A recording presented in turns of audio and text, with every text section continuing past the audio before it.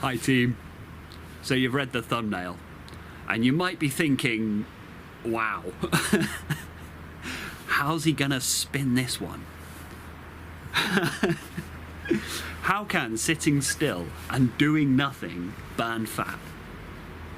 How can meditation help you to lose weight? A tricky sell, I know, but hear me out. See, I lost a lot of weight. I used to be type 2 obese. And it only goes up to type 3. And I lost a lot of weight. I'm one of those really annoying people that was really overweight and then lost a lot of weight and then won't shut up about it. I'm one of those people. Just can't shut up. I made a whole career over it, you know? I'm a personal trainer, or rather I was until I did my back in. But that's beside the point. What I'll do is I'll put up some of my before and after pictures right now. If I can figure out how to work my editing software correctly, but I'll put those pictures up now. And I'm not saying that as an arrogant thing. I'm not trying to show off. I'm not trying to say, look how good I am. What I'm trying to do is just qualify that I know a little bit about this subject and I know how hard it is. I know how hard it is. It's real tough, real tough. It's nails. It's a much more difficult process than you might think. It's real difficult to lose weight. And I like to share a lot of the methods that I used to achieve this physical transformation. And one of the primary new things, new habits that I learned that was crucial in me not only losing the weight, but keeping the weight off, because that's what a lot of people struggle with. It's not just losing the weight, it's actually ingraining a lifelong habit and ingraining the lifelong positive habits that result in sustainable, reasonable, permanent health. And one of the crucial habits that I picked up was the habit of meditation. Now, I initially took up meditation as a method to help me with my anxiety. That was the primary reason that I began meditating in the first place, was to help me to stabilize my anxiety so that I wouldn't feel so anxious anymore. I used to suffer with it terribly. And then when I became very established in meditation and took it up as a regular practice, I started to notice all these other auxiliary benefits, meaning unintended benefits, these unintended positive consequences of meditation. And not only did meditation clear my anxiety up, I also found that my depression subsided a lot as well. There was many factors involved in all of this, but the depression was on its way out as well. And I was also engaged in recovering from alcoholism. I had been an alcoholic for 10 years, and I engaged in a process of learning and understanding what was going on with my addictive voice in my mind in order to recover from alcoholism. And meditation actually went hand in hand with that. So the method I used to recover from alcoholism was called AVRT, or Addictive Voice Recognition Technique, that you can find in the book Rational Recovery by Jack Trimpey. Highly recommend it if you suffer with any addiction. And if you found this video, it might not, you may not be addicted to a substance such as alcohol or drugs, but you may suffer with something like binge eating or overeating. That's just an addiction in itself. And so in meditation, it actually helped me with the AVRT, the Addictive Voice Recognition Technique. So the meditation, primarily for the anxiety, but then I also realized it was helping me with my depression, and it helped me to practice the things needed to overcome addiction. And then on top of that, I found that it was actually helping me with my fitness goals as well. Now, I have to be very clear and do a very clear disclaimer that actually the primary mechanism through which I achieved the weight loss transformation to go from type 2 obese to a healthy BMI was diet and exercise. Don't turn off the video. I know a lot of people turn off right there because nobody wants to hear it. But look, I'm saying it was that simple, yes, but I know it's not that easy because I struggled with this for many, many years. And it came down to finding a way in which I could consistently apply the basics. And a lot of the time you'll hear it. So if you are overweight and you're trying to lose some weight, you will hear from a lot of different sources that it's just about the calorie balance, it's just about diet and exercise and everything. But you often hear this from people who have never struggled with their weight. Never. You hear it from matey boy, 18-year-old gym instructor who was born with a six-pack and grew up in a family culture that valued athleticism. And so he was engaged in sports his entire life and then became a gym instructor and a personal trainer at the age of 18, right? Nothing wrong with that. I'm not having a go at anyone. I'm not disparaging anyone by that. But we have to understand that his life experience isn't going to be the same as somebody who did not grow up in a family culture that valued fitness and athleticism and health. Somebody who has always struggled with their weight and then everything that comes with that. We're looking at the self-esteem, the self-worth, the self-image, the self-confidence, and then we're looking at all of the habits that go along with that, the habits of a lifetime. So when you engage in this process of trying to regain some control of your nutrition habits, to regain some control of your exercise habits, we have to understand that you may be overcoming and trying to change habits that have been going on for decades. So, I have to be very clear when I say yes, the primary mechanism by which I lost a lot of weight was the diet and exercise, but it's not as simple as that. That's not where the advice should end. It is the bottom line, and the calorie balance, sorry to say, I wish it wasn't true, but it is true. It does just come down to the amount you eat compared to the amount of energy you expend, right? We need to burn more calories than we consume. Simple as that. Simple, yes. Easy, hell no. Hell no, it's not easy. I struggled with it for years. I cannot tell you the amount of times I was trying to diet and fell off the wagon and binged on a couple of pizzas, then felt awful about it, and then tried to redouble down and hit the diet 10 times harder. And I went back and forth with this for a very long time. Does that pattern sound familiar? So how does meditation help us with this? Well, there's a few reasons why meditation helped me to break this cycle of a kind of binge purge kind of cycle, and helped me to ingrain healthy eating and exercise habits in a sustainable, reasonable, and permanent way. The first is that in meditation, we become very aware of our thoughts and feelings. So in the practice of meditation, let's say you decide to take on the habit of meditation, and I highly recommend it. You just set yourself aside 10 minutes a day. That's all it takes, 10 minutes.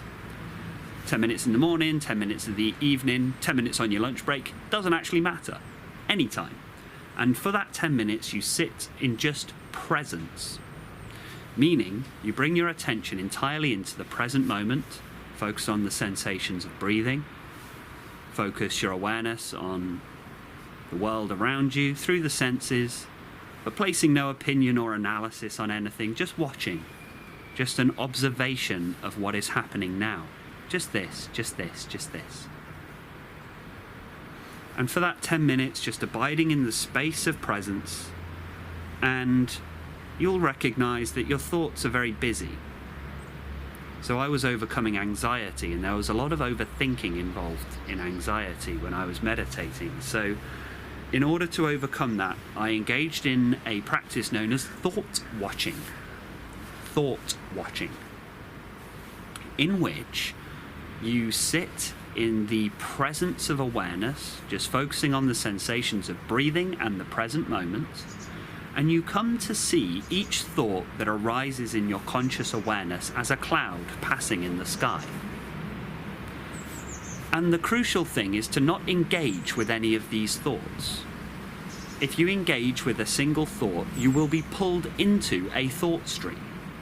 But instead, you remain securely and safely as the presence of awareness. Don't engage with a single thought, and you will notice that the thought arises in the presence of awareness like a cloud passing through the sky, and then it just disappears.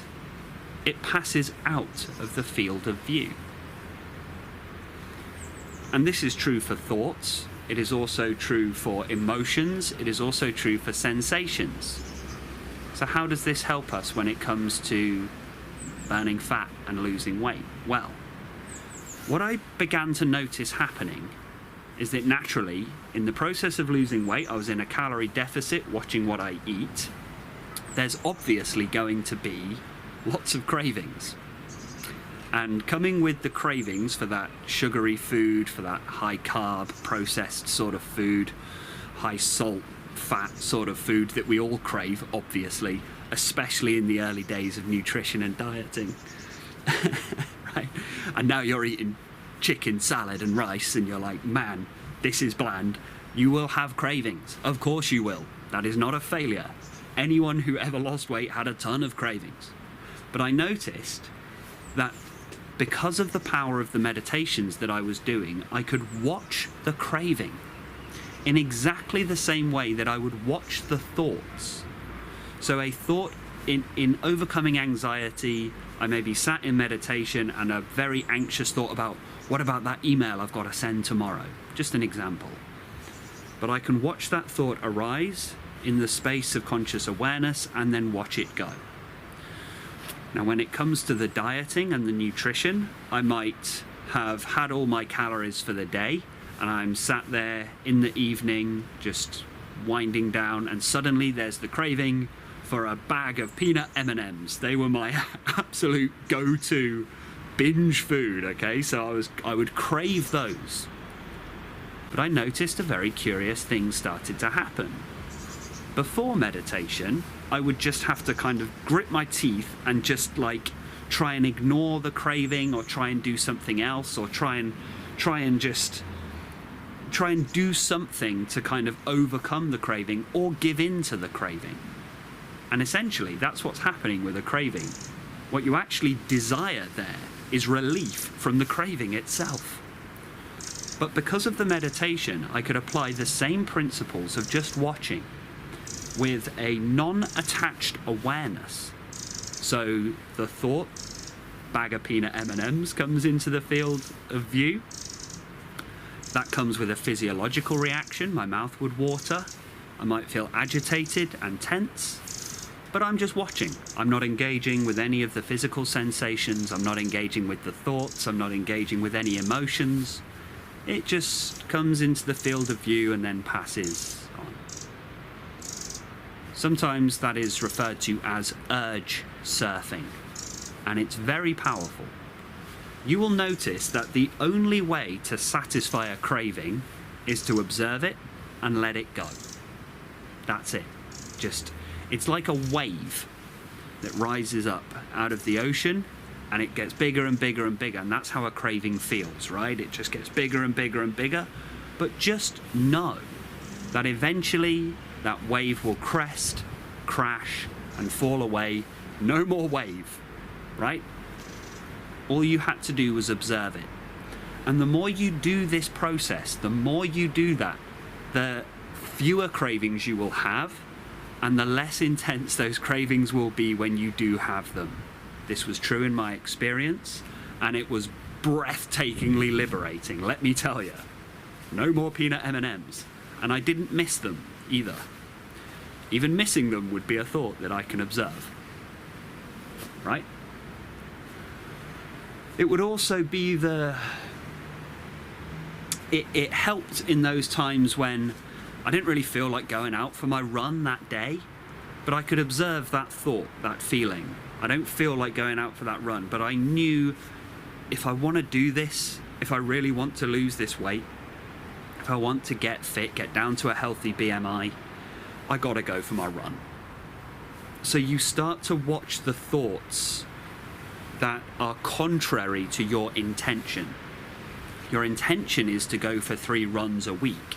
You start to recognize that voice in your mind that says, oh, 3 runs is too much. Oh, I'm too tired today. Oh, I can't be bothered. Oh, it's too cold. Oh, it's raining. You just watch this voice and you go, okay, well, whatever, but I'm going out for that run regardless of what the mind says. So that's the first way that meditation is incredibly powerful in helping you to burn fat and lose weight. Thought watching, urge surfing. The second is that meditation puts you very deeply into direct connection with your emotional self. And you begin to notice that there is a very powerful emotional charge to our relationship with food. Now look, I don't want to go treading on any areas that you're not comfortable me treading on. So maybe everything I've said so far is enough, and you might not be ready to go into this sort of area yet. And that's fine, right? The urge surfing technique and principle is more than enough to get started with. I'm going to start going a little more deeply into things right here. And not everyone's comfortable with that. Maybe it's too soon for that. Or maybe you're just not comfortable with that at all.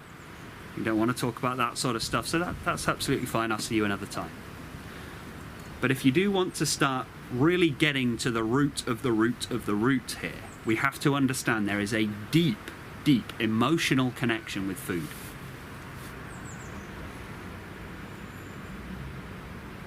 In meditation, we become acutely aware of our emotional self because you're no longer afraid of emotion.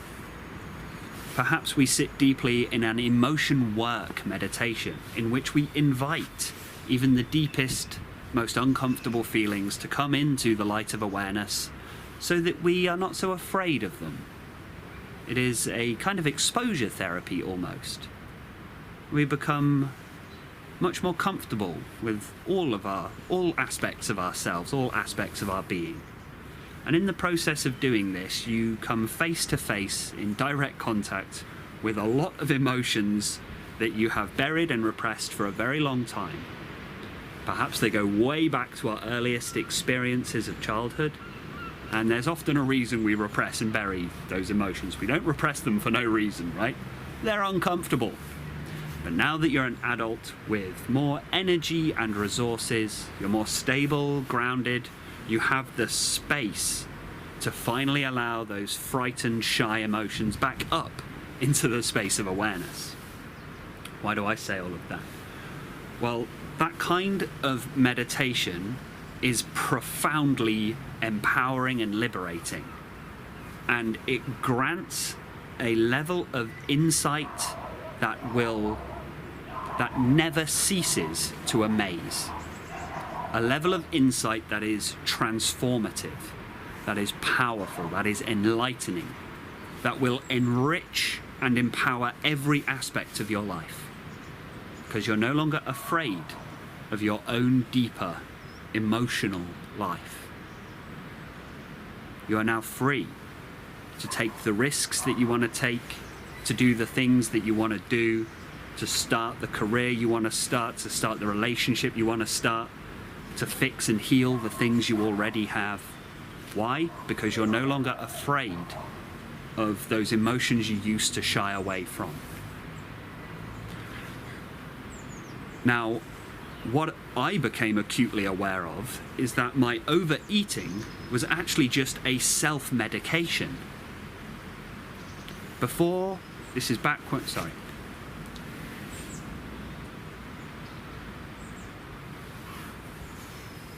When I was a child and I didn't have the resources, I didn't have the knowledge, I didn't have the mechanisms to cope with and deal with difficult emotions such as anxiety, grief, rage, stress.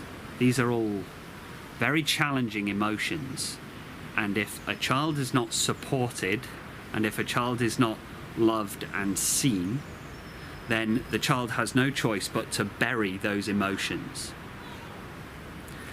And as a child, I learned that when I felt awful, there's not really anything I can do. I couldn't speak to any adults around me, anything like that.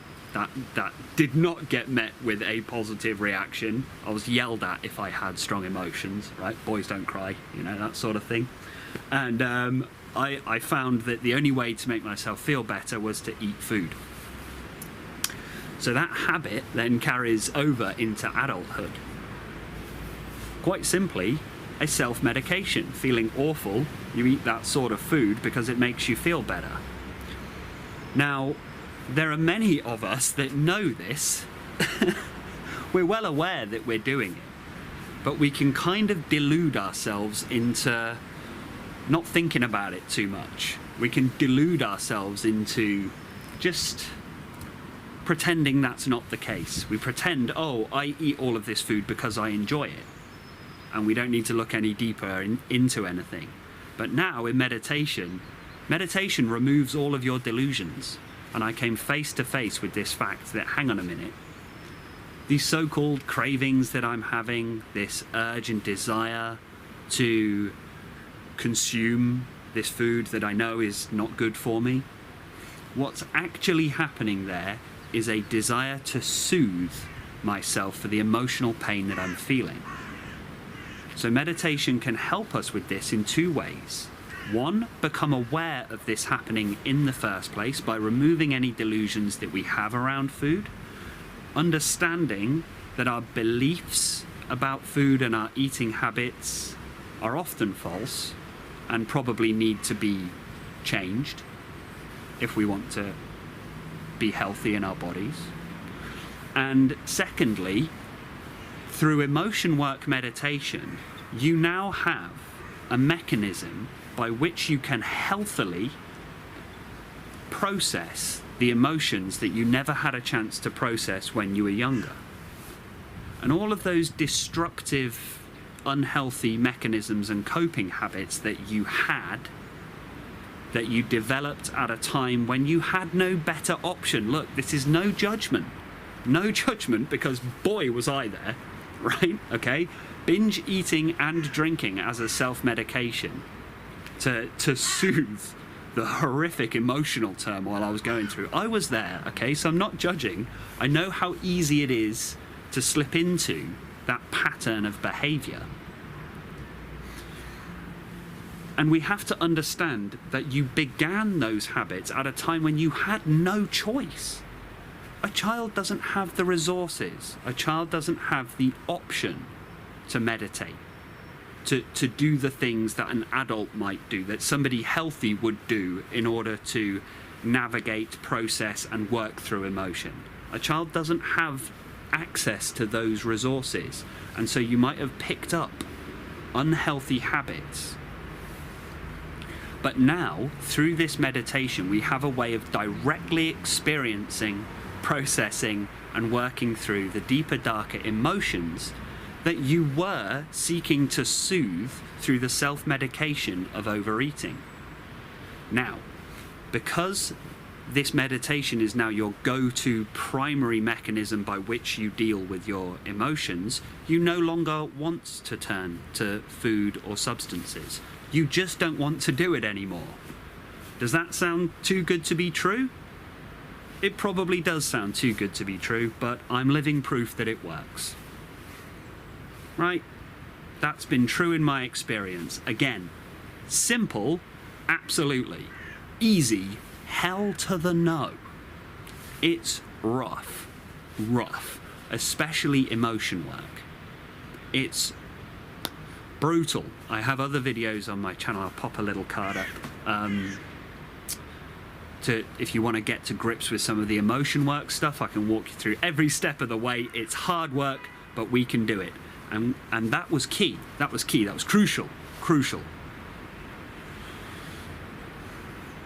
When we deal with the deeper underlying stuff, we just no longer want to indulge in those behaviors that aren't helping us. And for me, yes, it's the overeating as a self-medication, but also I would shut myself in. I didn't want to go outside because of the anxiety and the darker emotions.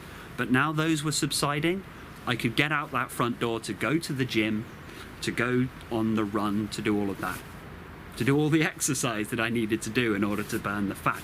So look, I have to keep bringing it all the way back. We have to apply the basics. We've got to get the nutrition on point. We've got to understand the calorie balance. We've got to get the exercise going as well. The meditation works as a crucial facilitator that allows these activities to happen, these activities to occur, and to occur a lot more smoothly, so that you're not in this cycle of kind of white knuckling it, we sometimes call it, where you're just holding on, trying desperately to stick to the diet and force yourself to the gym. Well, let's do it in a slightly more comfortable, reasonable and rational way, by taking care of all parts of you, mind, body and soul. That's 2 reasons why meditation burns fat.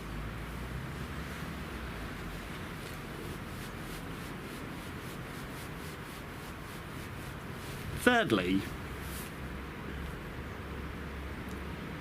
perhaps it's looking at things from actually the reverse perspective. You actually begin to enjoy the discipline that you are applying to your life. You regain a sense of control over your own habits, regain a sense of control over your own body, your own mind, your own thoughts, your own feelings. And in a really interesting kind of turning point kind of way, I then found that by eating these really healthy foods, like we're eating the vegetables, the whole foods, the pulses, the grains, the whole meats, the whole fats, the good stuff basically, and not too much of it. I was still in a calorie balance, just on the edge of hunger often. I found that actually helped my meditation. So this is almost the opposite way around now. The unity of opposites. A coincidentio oppositorum. And if you look at a lot of the spiritual traditions, they often talk about fasting as a method of getting closer to spirit, consciousness, God, presence of being, whatever you want to call it. But fasting is, you'll find the Shaolin monks doing it, you'll find Catholic monks doing it, you'll find in any spiritual or religious discipline, there's going to be fasting in there somewhere. It's a method of disciplining oneself, and you find a curious power and energy comes from this.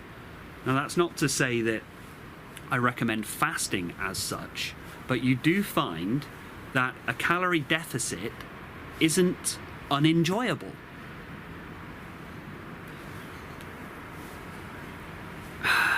What happens is, the reason we dread it so much, we dread dieting so much, is because you're removing a kind of comfort blanket that you have on your life. This is how I felt. It was like, food was like the last crutch that I had. You know, I'd given up the booze, okay? I'd given up so much in order to recover and get healthy. And now it's like, now I can't even eat my peanut M&Ms. You know, I thought I would feel very deprived. But I'm just trying to let you know that once you focus on this and practice this, you realize you don't feel deprived. You're not depriving yourself. You're giving yourself energy. You're giving yourself discipline. And this calorie deficit that you can learn to keep yourself in actually becomes enjoyable, and actually then helps you in your meditation. So the meditation helps you to apply the discipline. The meditation helps you to apply the calorie deficit, and the calorie deficit helps you in your meditation. And we enter into a virtuous cycle. When you apply that discipline to your life, we automatically gain self-respect, self-esteem, self-worth, self-value. We gain all of those things. Why? because you're directly sending a signal to yourself that you care about yourself. You are now saying to yourself, I care about my physical health, I care about my physical well-being. And when we're doing the meditation, you're sending a direct signal to yourself that you care about your emotional well-being and your mental health, your cognitive well-being. You directly send that signal to yourself through your actions and your behaviors. And this virtuous cycle just gets stronger and stronger and stronger. I'll leave you with this thought. If you saw a child who's had a terrible day at school, perhaps they're getting picked on, perhaps bullied, they're not doing as well as they could be in their work and the teachers are unhappy with them, and they're not feeling very well in themselves anyway, they're maybe physically a bit poorly as well, they're just having a really bad time. Maybe they're embarrassed about something they did at lunchtime as well. These are all the things that children go through. They just feel awful, feeling ashamed about something, they feel like they're not doing very well, they're feeling unloved. And they come home and open a bag of sweets and start chowing down on the bag of sweets, just to try and get some sense of comfort, just to get some sense of love, just to feel good, just even if it's just for 5 minutes, just to feel good. If you saw that scene, you'd be heartbroken. Heartbroken. It's a tragic scene, because that child doesn't need sweets, that child needs love. Love. The child needs to be seen, held, physically and emotionally held. That child needs comfort and support. The child needs love and help to help them through that difficult day that the child is having. The child does not need a bag of sweets. That is not the solution.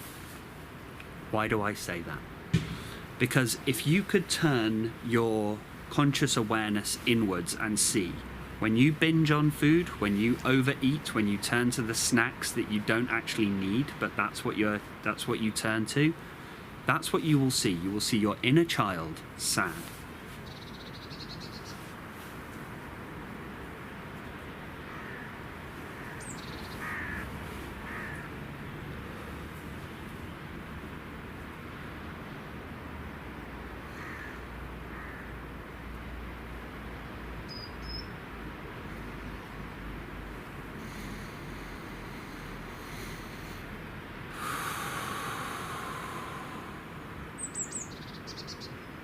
Sorry. You will see perhaps a sad, perhaps a scared, perhaps an ashamed inner child desperately trying to find some way to feel better. And what if you could, instead of indulging in that habit, just say, we'll leave. If you still want the sweets after we've had a hug, then you have the sweets, okay? But if instead of indulging in that, just for a moment, you turn to that inner child and you apply unconditional love, just the presence of total, just support, emotional nourishment. You see, the sweets are a pale imposter. What we seek is emotional nourishment, and instead we turn towards that sugary, artificial nourishment. If instead you could turn to that child and offer love, things will change for you. Once those habits are fully